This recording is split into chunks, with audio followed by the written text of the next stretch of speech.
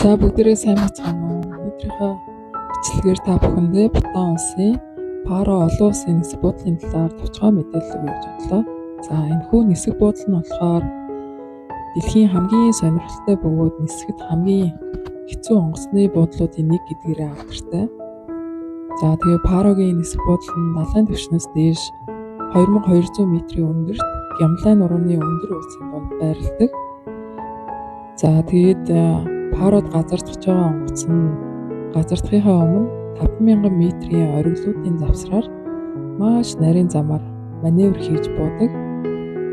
За тэгээ өдөрт нэг дунджаар 10 орчим нислэгийг хүлээж авдаг бөгөөд зөвхөн өдрийн цагаар нислэг хүлээж авдаг шөнийн нислэг байдаггүй.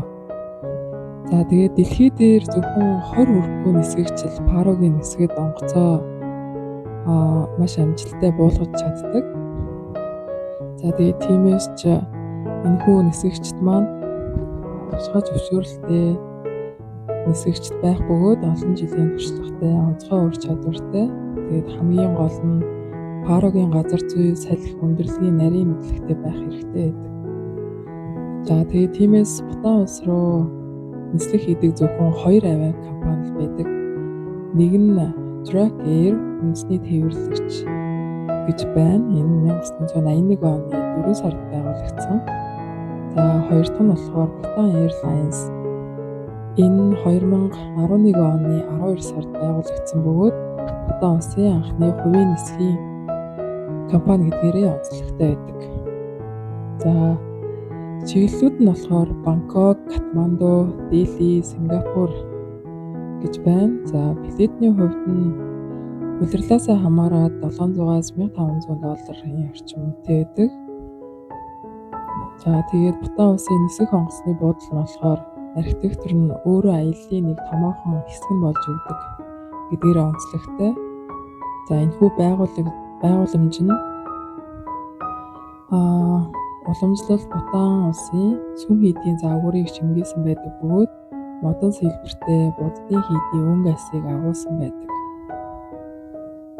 Бутан улсад ирж байгаа хүмүүс заавал урьдчилан визээ мэдүүлээд авсан байх шаардлагатай байдаг.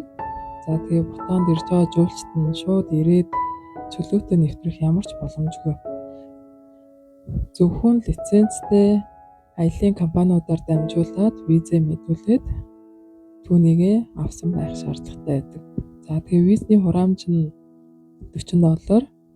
За дээрээс нь нэмэгдээ Бутан улсад ирж байгаа жуулчид болгоноос албан ёсны тариф гэж авдаг.